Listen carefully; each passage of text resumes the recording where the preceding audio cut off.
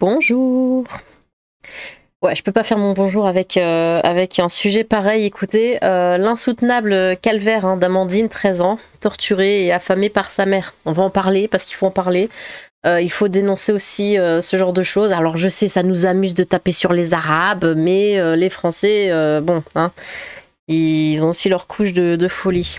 Malgré plusieurs alertes, l'adolescente était morte de faim à l'été 2020 après avoir subi des privations telles que sa mère est jugée pour torture ou acte de barbarie ayant entraîné l'agneure avec la complicité passive de son compagnon. Voilà, maintenant vous voyez où on va. Bon, ça va, il n'y a pas les photos. Il y aura plein de mots que je vais devoir censurer évidemment parce que YouTube ça lui plaît pas. Je vais faire de mon mieux, ça va être chaud, voilà, je vous le dis tout de suite, si ce genre de sujet vous dérange ou quoi que ce soit, il n'y a pas de souci, partez. C'est tout, partez, ne forcez pas, c'est pas la peine. Bon, on va y aller. Alors, sur cette photo, le visage de la préadolescente aux joues remplies et au sage sourire fixe l'objectif, celle-ci, du photographe en cette rentrée scolaire. Sur une autre, on peine tout simplement à croire qu'il s'agit de la même enfant. Amandine y apparaît au jour de sa mort, le 6 août 2020, décharnée, édentée, chevelure clairsemée, un cocard à l'œil, des plaies au front et au nez. Ses yeux sombres et grands ouverts, plus que tout, bousculent et interrogent. Comment peut-on mourir ainsi à 13 ans et demi ? Dis-moi seulement, c'est par les deux clichés qui, joints au dossier d'instruction, laissent entrevoir le calvaire inimaginable, orchestré par sa mère, qui en avait la garde, secondé par un docile et zélé compagnon, tous deux jugés jusqu'à vendredi aux assises de l'Hérault. Au moment de son décès, le père d'Amandine, lui, la croyait en vacances. L'image de sa petite fille étendue à la morgue le hante. Il m'a fallu plusieurs secondes pour la reconnaître, confie Frédéric Flores. La gorge serrée, je n'ai pas vu Amandine, j'ai vu les camps de concentration, j'ai vu l'Holocauste et je n'arrive pas à lire la suite s'il y a une suite. Bon. Voilà, donc on imagine à peu près ce que ça donnait pour la pauvre petite choupie là. Niolante, manipulatrice et menteuse, une mère jugée dans l'Hérault pour avoir affamé sa fille jusqu'à la mort. Sandrine Pissara, du coup 54 ans, je vais juste couper ça si je peux. Ok. Est accusée d'avoir torturé et affamé sa fille Amandine pendant le premier confinement jusqu'à son décès en août 2020 à l'âge de 13 ans. Elle encourt la réclusion à perpétuité. Affamée depuis des mois, Amandine ne pesait plus que 28 kilos pour 1,55 m le jour de sa mort en août 2020 à l'âge de 13 ans. Jugée pour acte de dumping, à partir de lundi à Montpellier, sa mère encourt la réclusion à perpétuité. Il ne fait aucun doute qu'Amandine a enduré de la part de Sandrine Pissara des violences destructrices et paroxystiques dont le seul dessein a été la volonté de l'entraîner dans une agonie honteuse et humiliante, selon le juge d'instruction chargé du dossier dans son rapport d'enquête. Renvoyé devant la cour d'assises de l'Hérault pour acte de tenture ou de main ayant entraîné la Niort sans intention de la donner, non, je suis absolument pas d'accord avec la fin de la phrase. En l'espèce de l'avoir notamment affamé entre le début du premier confinement. Tu ne donnes pas à manger à ton enfant, il meurt. Il n'y a pas de sans intention de la donner. Évidemment que l'intention était là. Le 17 mars 2020 et le décès de sa fille le 6 août de la même année, Sandrine Pissara, 54 ans, encourt la réclusion à perpétuité. Ancienne serveuse, mère de 8 enfants, née de 3 unions, donc on voit déjà le délire. Elle doit en outre répondre de violences volontaires sur Amandine au cours des 6 précédentes années.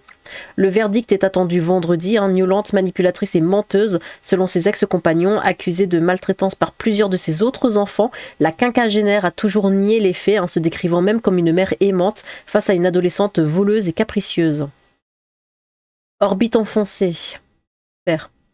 En couple avec elle depuis 2016 et jugé à ses côtés, Jean-Michel Cros, 49 ans, risque lui 30 ans de réclusion pour avoir privé de soins ou d'aliments sa belle-fille et n'avoir rien fait pour la sauver d'une mort certaine, selon l'ordonnance de mise en accusation consultée par l'AFP. Dans ce document, 2 photos illustrent le martyre de la jeune fille. Sur la première, datant de sa rentrée en classe de 3e en septembre 2019, Amandine, petit sourire, a de longs cheveux noirs et semble d'une corpulence normale. Sur la seconde, le jour de son décès, elle présente les stigmates impressionnants d'une grave dénutrition, orbite enfoncée, pommettes proéminentes, joues creuses. Elle a dû être victime de négligence grave de la part de son environnement familial pour atteindre un tel niveau d'amaigrissement, a relevé le médecin légiste. Appelé à intervenir le 6 août 2020 dans la maison familiale, dans le village de Montblanc, Les gendarmes de Pézena avaient eux aussi été frappés par son extrême maigreur et par les traces de coups qu'elle portait au visage. Le souffre-douleur de sa mère. Entendu le lendemain, sa mère avait expliqué qu'Amandine souffrait de troubles alimentaires, ce que personne n'a confirmé, et la veille, elle n'aurait accepté que d'avaler un morceau de sucre, un peu de compote et une boisson hyperprotéinée avant de se mettre à vomir, puis de cesser de respirer. Selon un double rapport d'autopsie, son décès serait dû à un trouble du rythme cardiaque secondaire à un état d'amaigrissement extrême associé à une septicémie et à un possible syndrome de renutrition inappropriée. Interpellée et mise en examen 9 mois plus tard, la mère d'Amandine et le compagnon de celle-ci sont depuis lors en détention provisoire. L'enquête a révélé qu'Amandine avait toujours été le souffre-douleur de sa mère, qui l'a privée notamment de nourriture, lui a infligé d'interminables punitions d'écriture et l'enfermait dans un débarras sous la surveillance de caméras. Selon l'expertise psychiatrique, Sandrine Pissarra a pu transposer sa haine du père d'Amandine sur le corps de sa fille. Avec le confinement, la collégienne avait cessé d'être scolarisée et les violences et privations s'étaient amplifiées sans garde-fou ni limite. Le père d'Amandine, son frère et sa sœur se sont portés partie civile ainsi que 4 associations dont l'Enfant Bleu, Enfance Maltraitée, qui entend interroger les failles du système de protection de l'enfance. De fait, plusieurs signalements et 3 saisines du juge des enfants n'avaient débouché sur aucune mesure qui aurait pu mettre Amandine hors de danger. Et c'est toujours comme ça que ça se passe. C'est toujours une fois que c'est fait qu'on réagit. Pourtant, on demande, on dit attention, attention, attention. Bah non, c'est bon, elle est encore en vie. Vous n'avez pas besoin de nous. Amandine, morte de faim à 13 ans, elle était terrifiée à l'annonce du confinement, raconte une surveillante de collège. Nouveau témoignage ce jeudi matin au procès de la mère et du beau-père d'Amandine, morte de faim à Mont-Blanc en août 2020, une surveillante du collège de Sigan, où elle était interne, Sigan peut-être, rapporte les mots de l'adolescente à l'annonce du confinement le 17 mars 2020 « Je vais mourir ». C'est un témoin qui n'était pas prévu d'entendre au procès de la mère et du beau-père d'Amandine, privée de nourriture et de soins jusqu'à ce qu'elle en meure en août 2020. Lola Gallego, 28 ans, était surveillante au collège de Sigan, je ne sais pas si je le dis bien, où l'adolescente était interne. C'est elle qui s'est manifestée auprès de la cour d'assises, choquée par l'attitude et les affirmations de la mère d'Amandine qui, selon elle, souffrait de troubles alimentaires. Je me suis dit qu'il fallait que je témoigne, explique Lola. Et ça me rappelle que quand il y a eu ce truc de confinement pendant le Covid, je me souviens que certains disaient sur les réseaux sociaux « Oui, mais les enfants maltraités ». Parce que c'était un peu leur libération d'aller à l'école, de pouvoir sortir. Et là, c'était, on les enferme avec leurs parents ou leur tuteur légal ou quoi que ce soit. Ils vont vivre un cauchemar. Et bon, voilà, c'est juste des petites pensées comme ça que je voyais à gauche à droite sur les réseaux. Et voilà, on y est, 4 ans plus tard. À la barre, Lola Gallego décrit une adolescente souriante, très amicale, qui n'avait aucun souci avec les autres élèves ou avec les professeurs. Mais, ajoute la surveillante, je me suis rendu compte qu'elle avait toujours du pain dans ses poches. Quand je lui ai demandé pourquoi, Amandine a répondu qu'elle grignotait tout le temps. Lola se rappelle aussi que même dans l'espace sanitaire collectif de l'internat, Amandine restait toujours habillée en manches longues. Un matin, quand elle l'a réveillée dans son lit en lui touchant la jambe, Amandine a eu visiblement mal. Je vais mourir, je vais mourir. Lola Gallego se souvient du soir de l'annonce du confinement et de la fermeture des établissements scolaires le 17 mars 2020. Amandine s'est effondrée en pleurs et elle répétait « Je vais mourir, je vais mourir ». Elle était dans un tel état de stress, elle m'a dit « Lola, ne me laisse pas, je ne peux pas rentrer chez moi aussi longtemps ». La jeune surveillante a fait un signalement auprès de la direction de l'établissement. Elle n'a jamais su s'il y avait eu des suites. Le lendemain, Amandine est rentrée chez elle. Elle n'est pas revenue au collège quand il a rouvert. Je ne l'ai plus jamais revue, regrette Lola, qui a découvert ce jeudi matin les captures d'écran de la caméra de vidéosurveillance installée dans le débarras où était enfermée Amandine, faite par son petit frère. Sur l'une d'elles, prise en juin 2020, on la voit nue, squelettique, recroquevillée, les genoux sur un rouleau de linoléum. Sur l'autre, fin juillet, elle apparaît toujours nue, le corps décharné et comme disloqué. 11 jours plus tard, Amandine était retrouvée morte, elle pesait 28 kilos. Par ici, nous avons Laisse tomber, elle est morte, ses derniers moments racontés par sa sœur.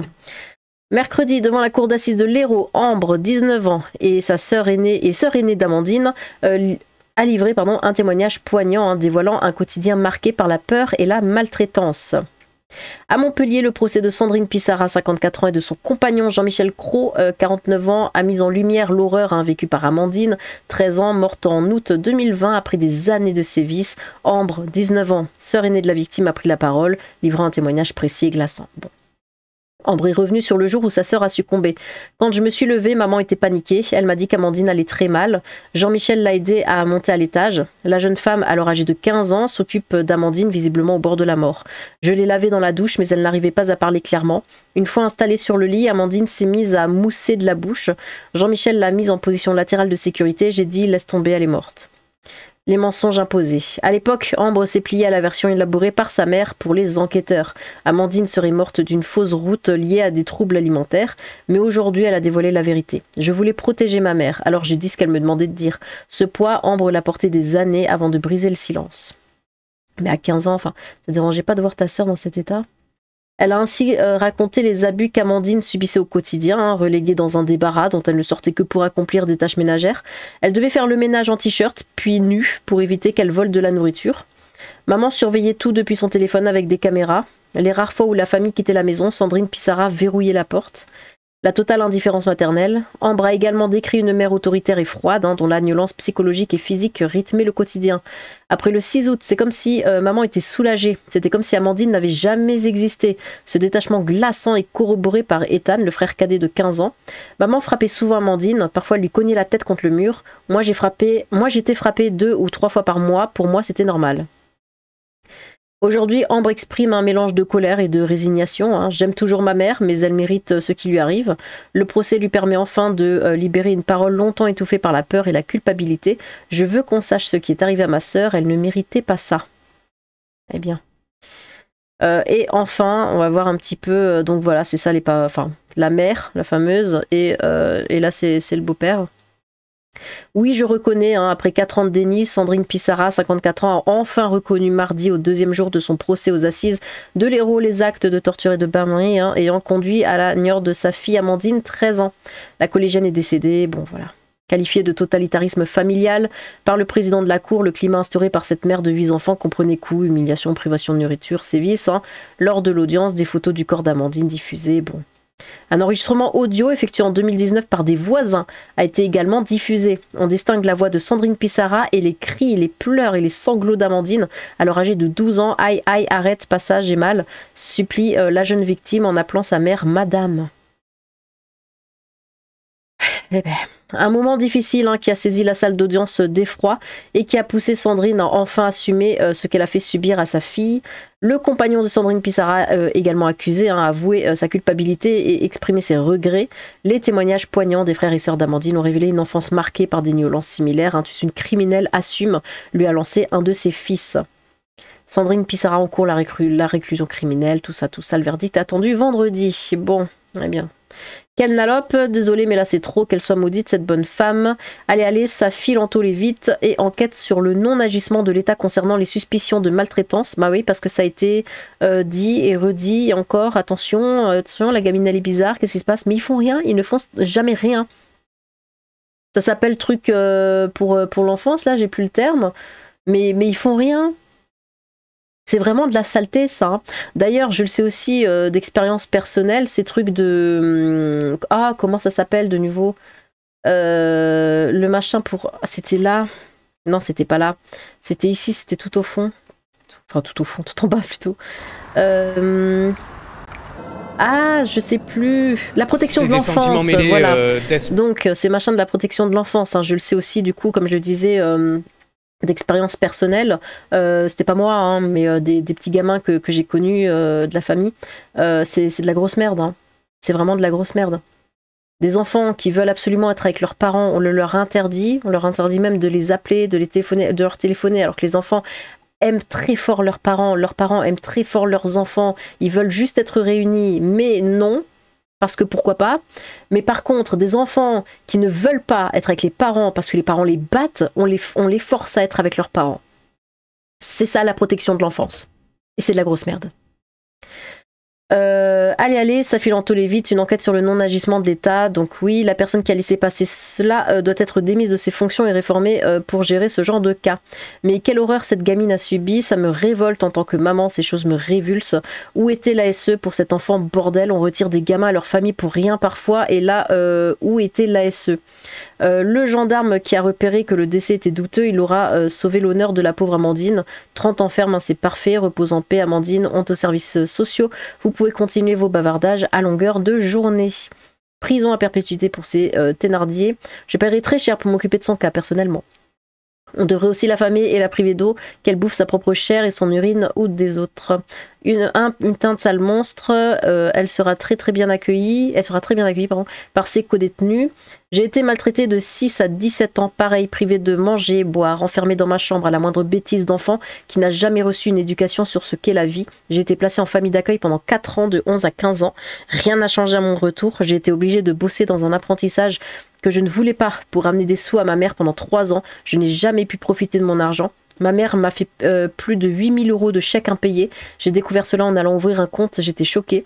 J'ai dû prendre mon indépendance à 18 ans et couper mes liens familiaux pour me reconstruire.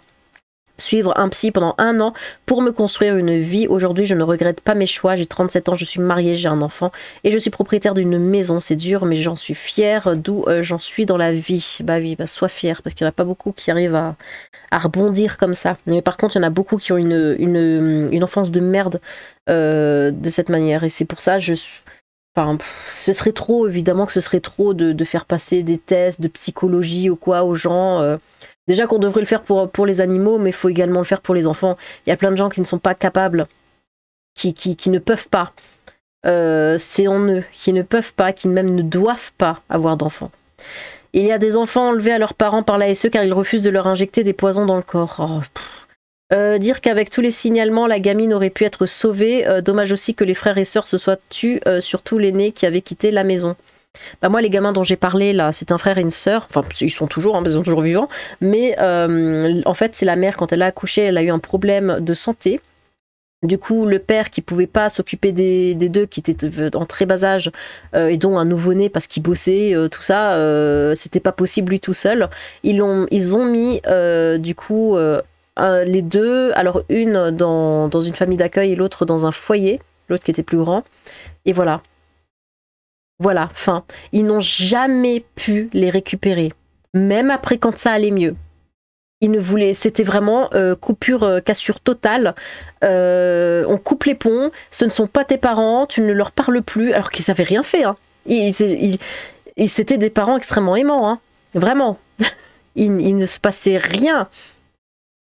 Mais voilà. Et ça, c'est la protection de l'enfance. Les enfants pleuraient parce qu'ils voulaient être avec leurs parents. Bref, aucune peine de prison ne sera équivalente à ce que cette jolie petite Amandine a subi, hein, c'est insupportable, mais là par contre on la laisse avec les parents, hein, bah oui évidemment.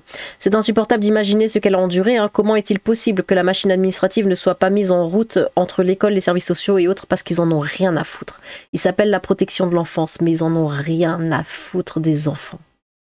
Les services sociaux qui avaient été alertés et qui n'ont rien fait devraient être également jugés. Vous savez, je vais vous dire un truc extrêmement personnel, mais moi quand j'étais petite, bon, j'avais des petits problèmes avec le paternel, hein, on va dire, parce qu'il était pas très... il était aussi assez nullant, hein, on va dire, avec moi.